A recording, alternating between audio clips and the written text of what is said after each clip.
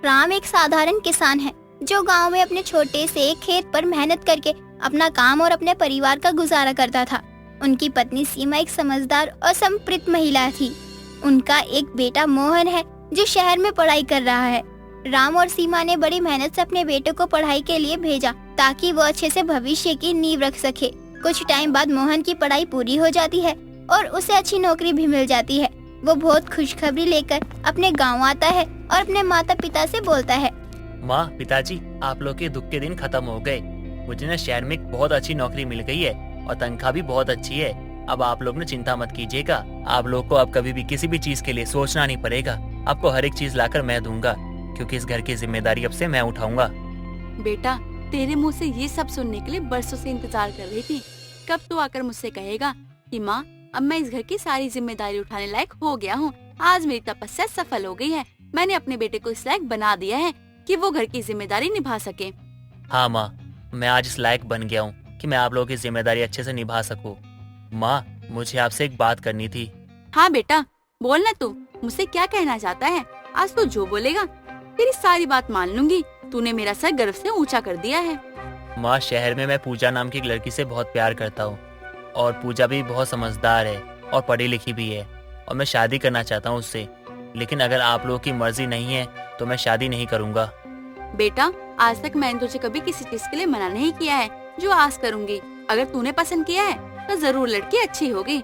मुझे और तेरे पिताजी को इस शादी से कोई परेशानी नहीं है। हम तेरी पसंद की हुई लड़की से तेरी शादी करवा देंगे ताकि तू जीवन में कामयाब हो सके। जब किसी इंसान को मनपसंद चीज मिलती है तो उससे उसकी ऊर्जा बढ़ जाती है और उसका ध्यान काम में बहुत लगता है। अपने माता पिता की बात सुनकर मोहन बहुत खुश हो जाता है, जिसके बाद उसके माता पिता उसकी पसंद की लड़की के साथ उसकी शादी करवा देते हैं।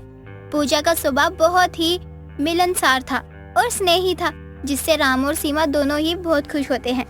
पूरे परिवार में एक नया जोश और ऊर्जा आ जाती है। पूजा ने अपनी जिम्मेदारियों को बखूबी संभाल लिया था, जिसे खुश होकर सीमा पूजा से बोलती है, बहू, तुम्हारे इस घर में आने से घर की रौनक बढ़ गई है। तुम इस घर की लक्ष्मी का रूप हो। तुम्हारे आते ही चारों तरफ खुशियाँ फैल गई हैं। माँ जी, इतना प्यार करने वाला ससुराल पाकर मैं भी बहुत ज्यादा खुश हूँ।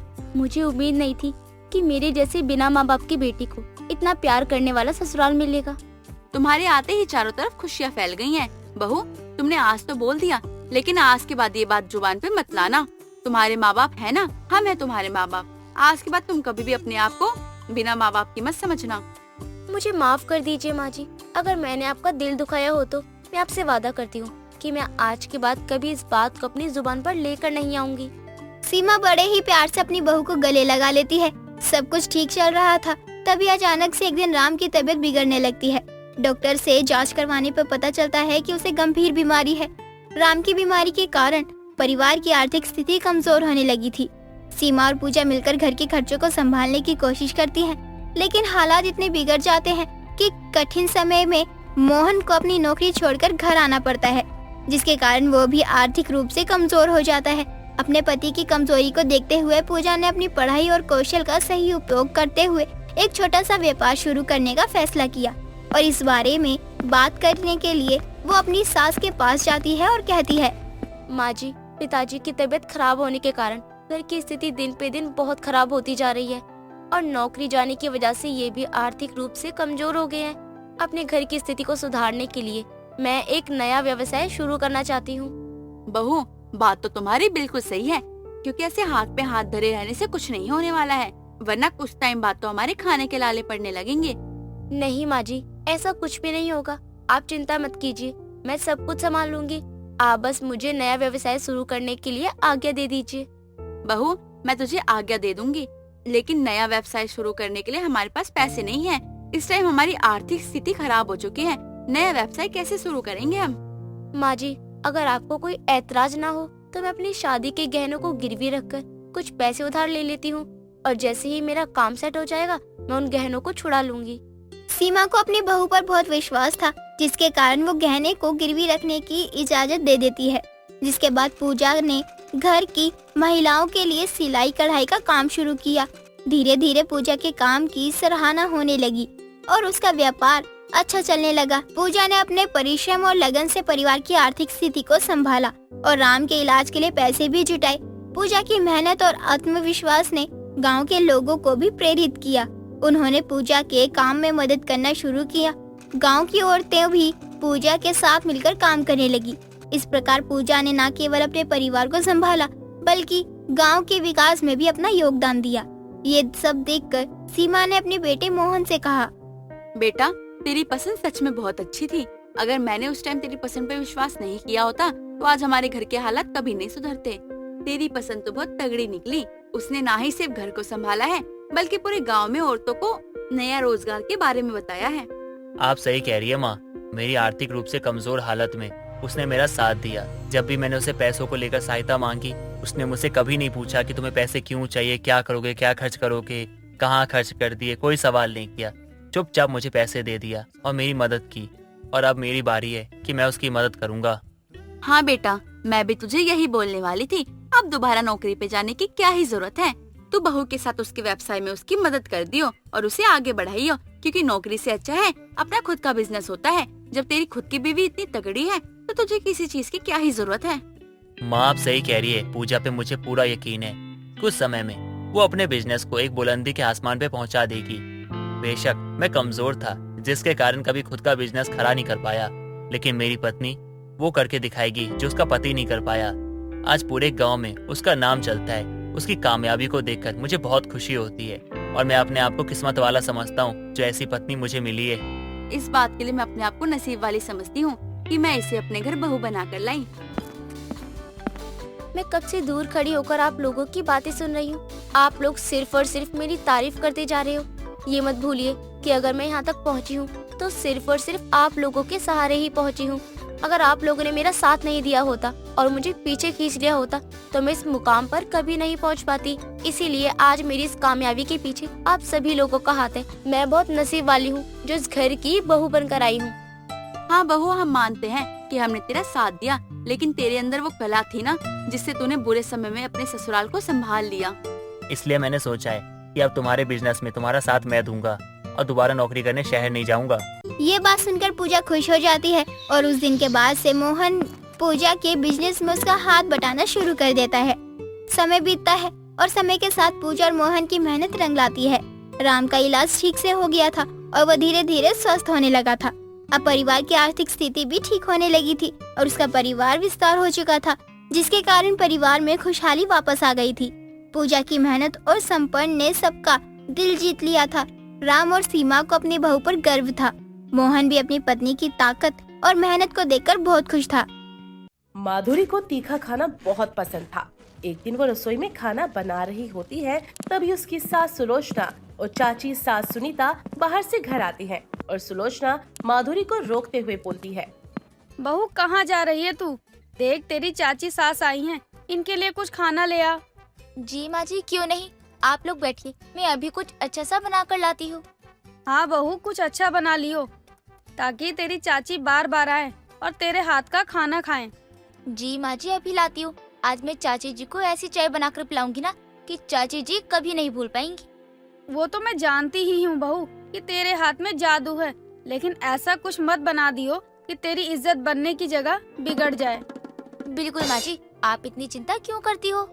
अरे तुम लोग इतना क्यों सोच रहे हो? मैं अभी कुछ नहीं खाऊंगी। इतनी दूर से आई हूँ, पहले नहा धो लूं, उसके बाद कुछ खाऊंगी।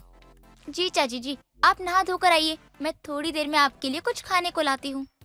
माधुरी रसोई में चली जाती है और खाना बनाने लगती है। थोड़ी देर बाद सुलोचना और सुनीता खाना खाने के लिए डाइनिंग टेबल पर बैठ जाती हैं और माधुरी उनके लिए खाना लेकर आती है। अरे वाह बहू, तूने तो मेरा दिल ही खुश कर दिया। क्या मस्त खाना बनाया है तूने, जो देखने में इतना अच्छा है और खाने में कितना अच्छा होगा, सोचकर ही मुंह में पानी आ रहा है। चाची जी, तारीफ बाद में कर लेना, पहले खाकर तो देखिए, तभी तो पता चलेगा कि जैसा दिख रहा है वैसा स्वाद है भी या नहीं। लगता है आपको भी सब्जी पूरी ज्यादा ही पसंद है। हाँ बहू, मुझे सब्जी पूरी पसंद है। अगर मुझे रोज आलू पूरी खाने को मिले तो मैं रोज खाऊं। तो फिर देर क्यों कर रही है सुनीता? जल्दी से खाना शुरू कर। क्यों ठंडा कर रही है अपनी पसंद का खाना? बिल्कुल खाऊंगी जेठानी जी, बहू ने इतने प्यार से जो बनाया है।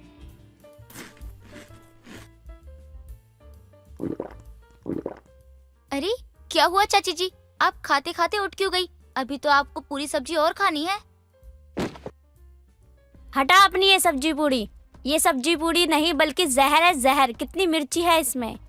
क्या? ये क्या बोल रही है सुनीता तू? सब्जी में स्वाद नहीं है क्या?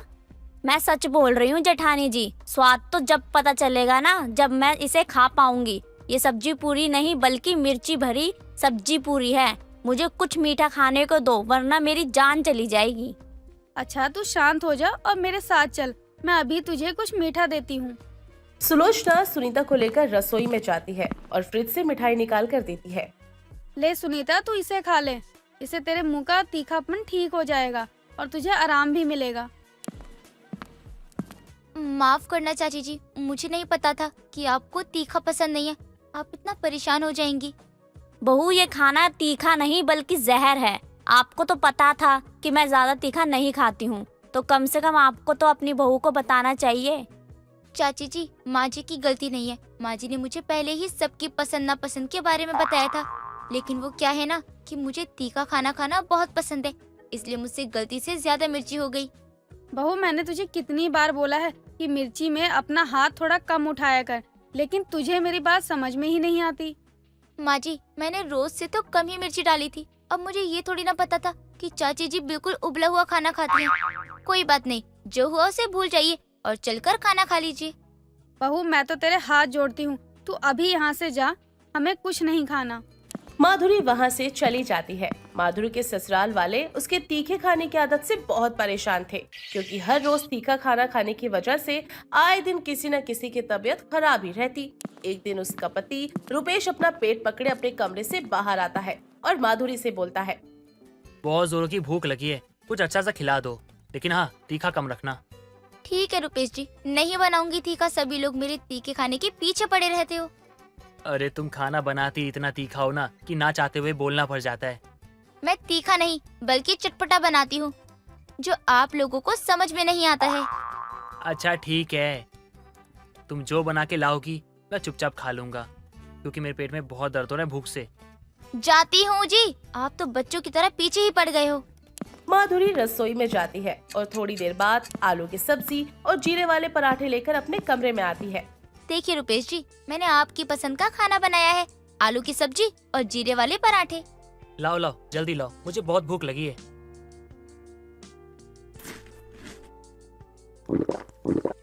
अरे क्या हुआ जी, आप खड़े क्यों हो गए? अब क्या खड़े होकर खाना खाओगे? मैं खाना खाने के लिए खड़ा नहीं हुआ, बल्कि हाथ धोने जा रहा हूँ मैं। आपको तो बहुत तेज भूख लगी थी, अब जब मैंने बना दिया तो आपको खाना ही नहीं है। तुम्हें पता भी है कितना तीखा ही है? अरे खाते ही मेरी जान निकल गई। तुम्हें कहा था ना तीखा मत बनाना। अरे इतना तीखा कौन बनाता है यार? मैंने तुम्हें बोल के ही गलती कर दी। क्या हुआ बेटा? माँ बहुत भूख लगी थी, इसको कहा कि खाना ले आओ।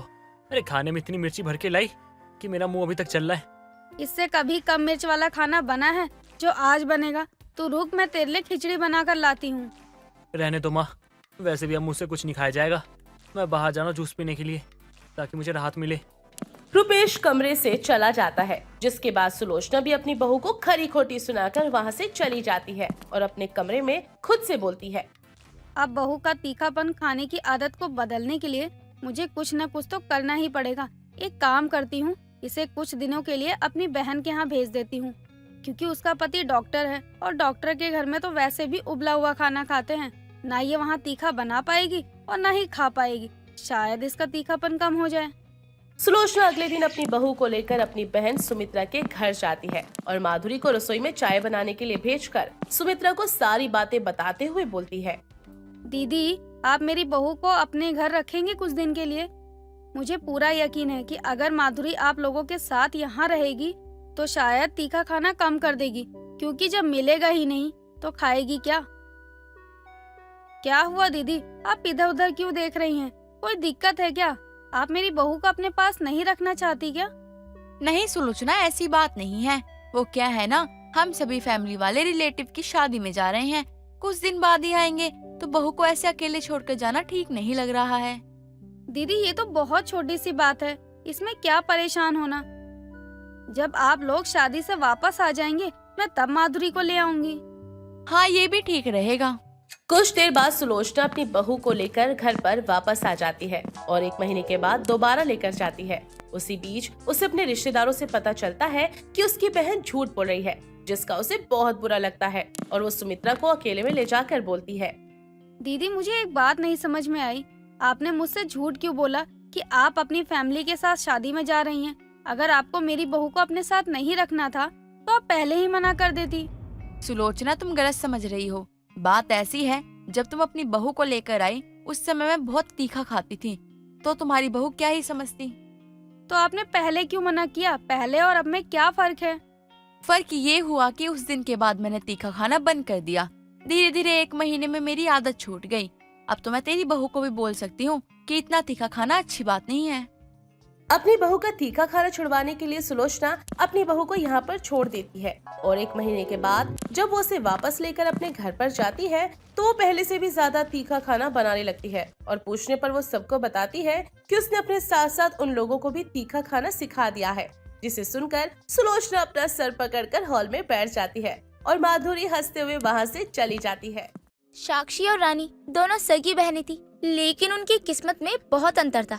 जहाँ एक तरफ साक्षी अमीरी और ऐसों में अपनी जिंदगी गुजार रही थी, वहीं दूसरी तरफ रानी गरीबों में जैसे तैसे करके अपने दिन काट रही थी। एक दिन साक्षी बड़ी सी गाड़ी में अपनी बहन से मिलने के लिए उसके घर जाती है। रानी एक बस्ती में रहती थी, जिसके कारण साक्षी की गाड़ी अंदर नहीं आ सकी और उसे गाड़ी से उतरकर पैदल आना पड़ा। तभी उसकी नजर अपनी बहन पर जाती है, जो कि पानी की लाइन में खड़ी होती है। ओह माय गॉड, रानी तुम कितने डस्ट में रहती हो। यहाँ चारों तरफ कितनी गंदगी है। मैं यहाँ 1 मिनट नहीं रुक पा रही हूँ। तुम इतने सालों से यहाँ कैसे रह रही हो? साक्षी, तुम इतने दिनों बाद मुझसे मिलने आई हो और तुमने एक बार भी नहीं पूछा मैं कैसी हूँ। बस अपनी अमीरी का रौब चाह रही हो तुम मुझ पर। ये भी पूछने की जरूरत है कि तुम कैसी हो? तुम्हारा हाल तो तुम्हारे तन पर पड़ी ये फटी सूती साड़ी और बिना चप्पल के पैर ही बता रहे हैं। तुम मुझसे यहाँ मिलने आई हो या मेरी गरीबी का मजाक बनाने आई हो? ओह सॉरी, लगता है मैंने ज्यादा बोल दिया। वो क्या है ना, मुझे तुम्हारी गरीबी देख ही नहीं जा रही है, इसीलिए ज्यादा बोल दिया। साक्षी और रानी की बातें वहाँ खड़ी औरतें सभी सुन रही थी, जिसमें से एक माला नाम की औरत साक्षी की बातों का जवाब देती है। अगर तुम्हें इतनी ही चिंता होती ना इसकी, तो तुम इसे यहाँ खड़े होके ताने नहीं मार रही होती। जिस हाल में भी है, तुमसे भीख मांगने तो नहीं आ रही है ना ये, इसलिए यहाँ से तुम जाओ। ओह हेलो, तुम हो कौन जो मुझे ऐसे ताने मार रही हो? तुम्हारी औकात क्या है? मेरी जो भी औकात हो, तुमसे तो अच्छी है। कम से कम मैं इंसान को समझती तो हूँ, तुम तो नहीं समझती हो। तुम्हें घमंड किस चीज का है? पैसों का। ये मत भूलो, पैसों के भी पैर लगे होते हैं। आज तुम्हारे पास है तो कल फिर किसी और के पास होंगे। रानी, ये औरत कौन है जो इतनी बदतमीजी से बात कर रही है? तो चुपचाप खड़ी होकर ये सब सुन कैसे सकती है? पहले तुम बताओ, तुम कौन हो जो मेरी सहेली की कब से बेइज्जती कर रही हो? आखिर में कीचड़ तुम्हारे ऊपर ही आ गया ना। अच्छा, तो तुम इसकी सहेली हो? तुझे ऐसे ही घटिया लोग मिले दोस्त बनाने के लिए? फिर तूने मुझे गलत क्यों बोला? देख, अगर तूने अब एक भी शब्द बोला ना, तो मुझसे बुरा कोई नहीं होगा। ये सारा कीचड़ उठा के तेरे ऊपर डाल दूंगी, फिर तेरी ये सारी डिजाइनर साड़ी खराब हो जाएगी और यहाँ की धरे की धरी रह जाएगी। कब से मैं तेरी बकवास सुनी जा रही हूँ। रानी मेरी बहन है, मैं इसे जो चाहे बोल सकती हूँ। तुम कौन हो हमारे बीच में बोलने वाली? आगे से हमारे बीच में बोलने की कोशिश करी तो मैं तुम्हारा मुंह तोड़ दूंगी। साक्षी इतना कहकर गुस्से में अपनी गाड़ी में बैठकर वहाँ से चली जाती है। वो गुस्से में अपने घर पहुँचती है और अपना पर्स उठाकर हॉल में फेंक देती है। तभी उसका पति गौतम उसे बोलता है, बेबी, तुम्हारा मूड किसने खराब किया और ये तुम्हारे कपड़े गंदे कैसे हो गए? अभी मुझे बहुत गुस्सा आ रहा है, प्लीज मुझसे बात मत करो। लेकिन अगर तुम बताओगे नहीं कि तुम्हारे साथ क्या हुआ तो मुझे कैसे पता चलेगा तुम्हें गुस्सा क्यों आ रहा है? आज मैं बस्ती के बाहर वाले मॉल में शॉपिंग के लिए गई थी, तो मेरे दिमाग में ख्याल आया कि रानी भी यहीं रहती है, चलती हूँ उससे मिल आती हूँ। मैं गई तो पानी की लाइन में लगी थी वो। मैं उससे बात करने लगी तो उसके आसपास वाली औरतें मुझे उल्टा सीधा बोलने लगी, मेरी बेइज्जती करी। मैंने गुस्से में अपना पैर पटका और वहाँ पड़ा सारा कीचड़ मेरे ऊपर ही आ गया। अगर बुरा ना मानो तो एक बात पूछूं तुमसे? पूछिए, लेकिन ऐसा कुछ मत बोलिएगा कि मुझे और गुस्सा आ जाए। अगर ऐसी बात है तो रहने दो, मैं बाद में पूछ लूंगा। बेकार में तुम्हारा मूड खराब हो जाएगा। आपको जो पूछना है ऐसे बीच में बात रोककर मुझे और परेशान मत करिए। मैं ये पूछ रहा था कि तुम वहाँ अपनी बहन का हालचाल पूछने गई थी या उसकी गरीबी का मजाक उड़ाने? अच्छा, तो अब आप ये कहना चाहते हैं कि मैं वहाँ पैसे का घमंड दिखाने गई थी? नहीं नहीं, मेरे कहने का वो मतलब नहीं था। आपके कहने का मतलब क्या है? मैं आपके कहने का मतलब अच्छे से समझ रही हूँ। और हाँ, मैं उसे नीचे दिखाने ही गई थी। वो हमेशा से माँ और पापा की लाडली थी। उसके रहते मुझे कभी उनका प्यार मिला ही नहीं, इसीलिए मुझे उससे बहुत नफरत है। मुझे उसकी बेइज्जती करने में बहुत सुकून मिलता है। जब तुम ये सोचकर ही गई थी तो तुम्हारी बेइज्जती होनी ही थी। जाओ जाके अपने ऊपर का कीचड़ साफ कर लो, क्योंकि मन के अंदर का कीचड़ तो तुमसे साफ होने वाला नहीं है। गौतम इतना कहकर वहाँ से चला जाता है। दिन बीतते हैं, लेकिन रानी को अपनी बहन के लिए बुरा लगता है, जिसके चलते वो उसके जन्मदिन वाले दिन अपने हाथों से एक फूलों का गुलदस्ता तैयार करती है और खाने में उसके लिए उसकी मनपसंद का गाजर का हलवा लेकर बैठी होती है। तभी उसका पति केशव आता है और बोलता है, आज कुछ है क्या जो आज गाजर का हलवा बनाया तुमने? और ये गुलदस्ता ये किसके लिए है? जी वो मैं ये साक्षी के लिए बना रही हूँ। आज ना उसका जन्मदिन है और मैंने ना सोचा कि मैं उससे मिलने जाती तो हूँ नहीं, और वैसे भी हम दोनों का कोई मेल है नहीं, क्योंकि वो कितनी अमीर और मैं कितनी गरीब हूँ। तो सोचा मैं उसके लिए ये बना के लेके जाऊँ, उसको अच्छा लगे शायद से।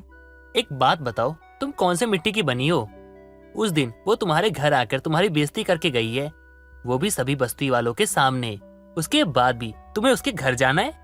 माना उसने मेरी बेइज्जती की, लेकिन मैंने भी तो उसको बहुत कुछ बोला है ना, मेरी भी तो गलती है ना।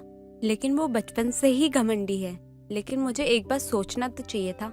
मैं तुमसे बहस में जीत नहीं पाऊंगा, इसलिए तुम जो चाहती हो वो करो। मैं तुम्हें नहीं रोकूंगा। तुम्हें जाना है ना, जाओ, लेकिन हाँ, समय से वापस आ जाना। जी ठीक है, मैं आपकी कही हुई सारी बातों का ध्यान रखूंगी। रानी इतना कहकर उनके पास जो होता है वो प्यार से लेकर साक्षी के घर निकल जाती है, जहाँ बहुत बड़ी पार्टी चल रही होती है, जिसे देखकर वो हैरान रह जाती है। जैसे ही वो अंदर जाने की कोशिश करती है, वॉचमैन उसे गेट पर ही रोक लेता है, लेकिन तभी गौतम आ जाता है और वो वॉचमैन को वहाँ से भगा देता है और रानी से बोलता है, रानी, मैं बता नहीं सकता कि मैं तुम्हें देखकर कितना खुश हूँ। चलो, साक्षी ने कुछ अच्छा तो काम किया तुम्हें यहाँ बुलाकर। गौतम जी, मुझे नहीं बुलाया साक्षी ने, लेकिन हर साल की तरह मैं उसके लिए हलवा बना के लेके आई थी, तो मैं सोची कि लेके चलूं। लेकिन यहाँ तो बहुत बड़ी पार्टी चल रही है। आप ये फूलों का गुलदस्ता और ये हलवा ना उसको दे दीजिएगा, बाकी मैं चलती हूँ यहाँ से। रानी इतना कहकर वहाँ से जाने लगती है कि तभी वहाँ पर साक्षी का आना होता है और वो रानी को रोक लेती है और उसे पार्टी में लेकर जाती है और उसकी बहुत बेइज्जती करती है। हेलो फ्रेंड्स, मिलो, ये है रानी। कहने के तो ये मेरी बहन है, लेकिन इसके और मेरे बीच में बहुत अंतर है। बेचारी की शादी बहुत गरीब घर में जो हुई है, 2 वक्त का खाना खा ले, वो भी बहुत बड़ी बात है इसके लिए। अच्छा, तो पक्का ये आज तुमसे पैसे मांगने आई होगी, क्योंकि आज तो तुम्हारा जन्मदिन है और आज तो तुम किसी चीज के लिए मना नहीं करोगी। हाँ वो है, तुम मुझे अच्छे से जानती हो कि मुझसे किसी का दुख देखा नहीं जाता, ऊपर से ये मेरी सगी बहन है। साक्षी, ये बात गलत है। वो तुमसे पैसे मांगने नहीं आई है, बल्कि वो तुम्हारे लिए तुम्हारी मनपसंद का हलवा बनाकर लाई है। लेकिन तुम्हारी जुबान इतनी कड़वी हो चली है, तुम पर पैसे के सिवा किसी चीज का असर ही नहीं होता। अब जो सच है मैं तो वही बोल रही हूँ।